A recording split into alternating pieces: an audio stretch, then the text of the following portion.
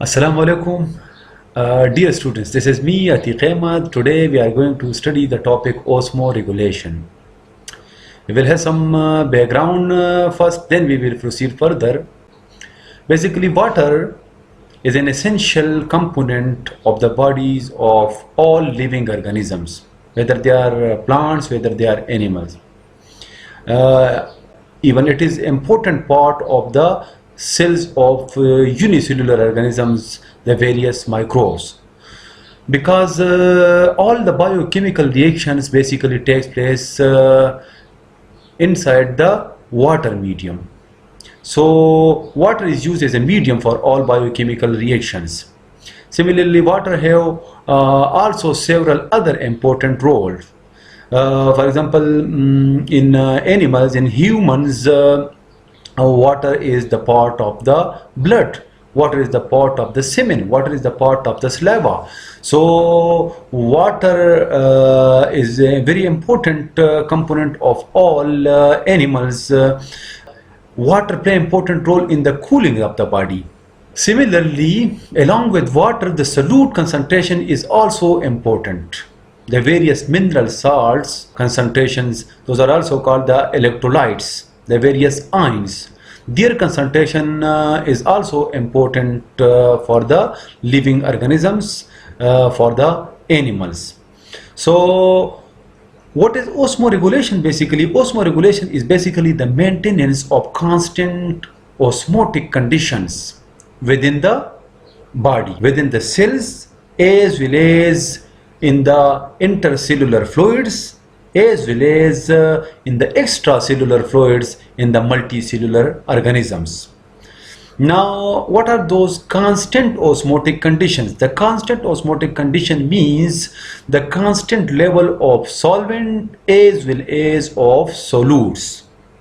So all living organisms, but today we will focus on animals, they basically require constant osmotic condition, means constant level of solvent, water, as well as of various solutes. In other words, they are called ions or electrolytes inside the cells as well as in the intercellular fluids, which is also called the tissue fluid or the body fluid, which is also called interstitial fluid. This is the fluid around the tissues, around the cells. As well as in the extracellular fluids, also the water concentration is important. For example, in the blood, now you people know that blood contain around 90 to 95% water. Similarly, the semen contain water. Similarly, the saliva contain water. So these all are extracellular fluids. So the water content must also be maintained inside all these fluids. So osmoregulation is basically the maintenance of constant solute and solvent concentration within the cells, in the intercellular fluids, as well as in the extracellular fluids in the multicellular organisms like humans. Animal bodies contain around 70% water. In the animal cells, the percentage of water is around 70%. Similarly, we have already discussed that the blood also contains 90 to 95% water.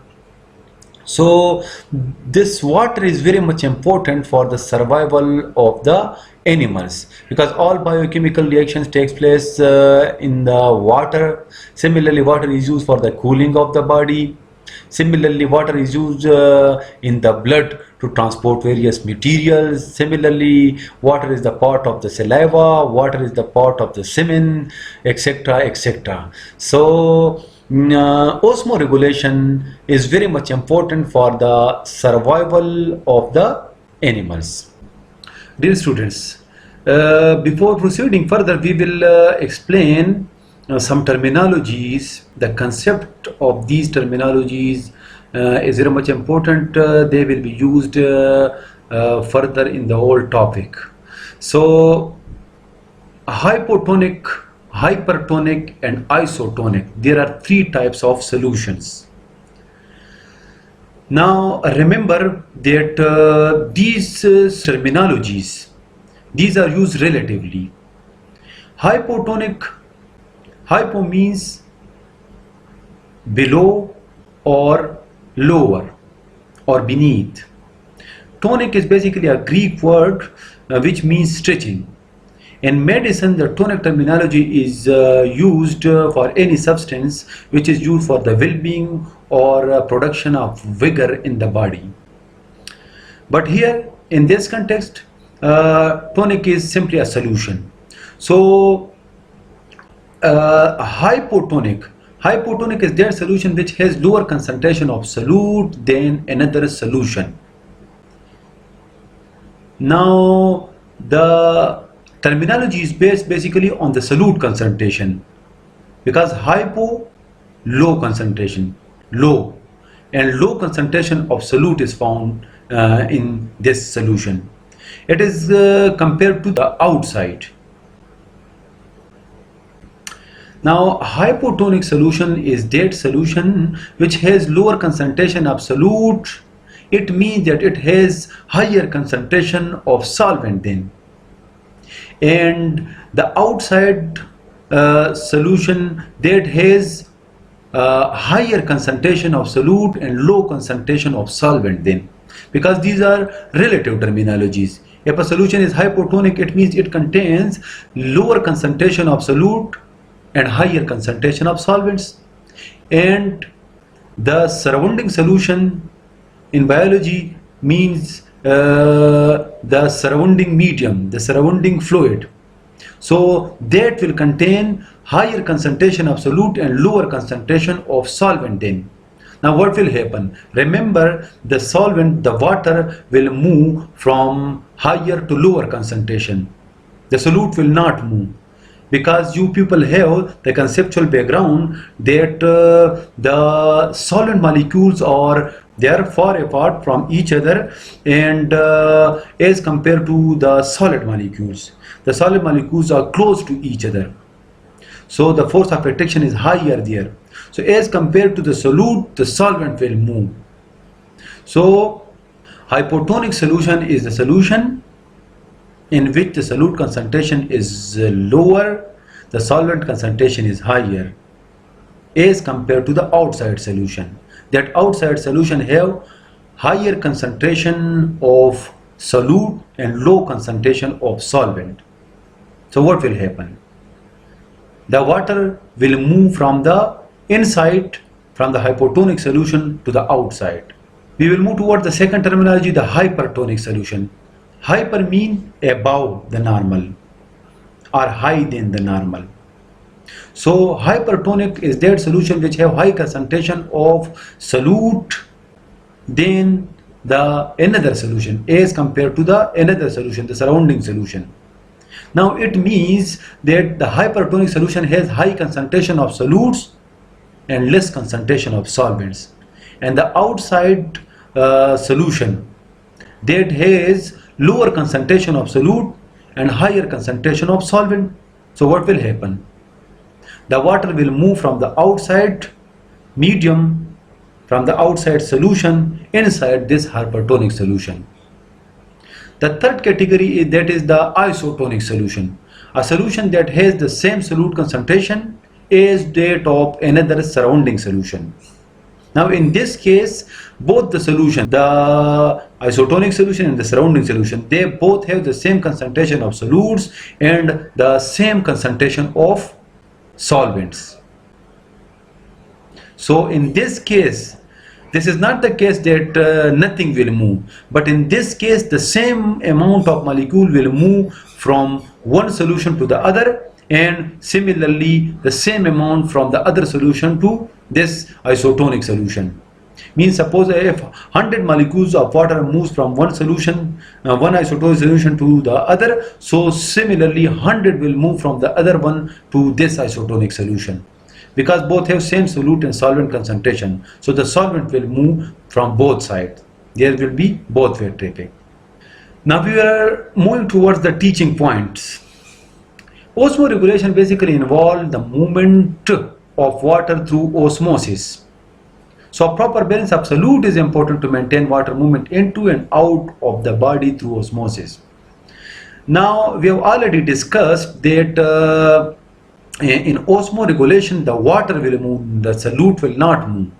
The water will move because the water molecules are far apart from each other, and the force of attraction is less comparatively the solute comparatively to the solid, so the solvent molecule will move.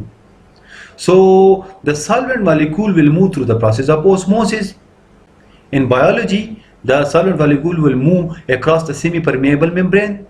So this movement of molecule from higher to lower concentration across the semi-permeable membrane is called osmosis. So basically osmoregulation is based on the osmosis, the movement of water through osmosis, but again this is based on the solute concentration.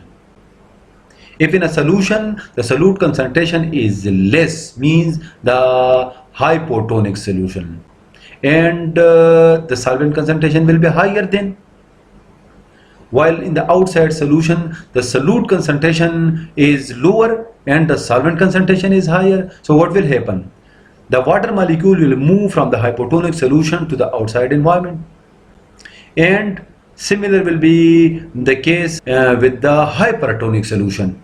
In the hypertonic solution, basically the water will move, but it will depend on the solute concentration, because in hypertonic solution the solute concentration is higher inside the cell and the solvents will be lower.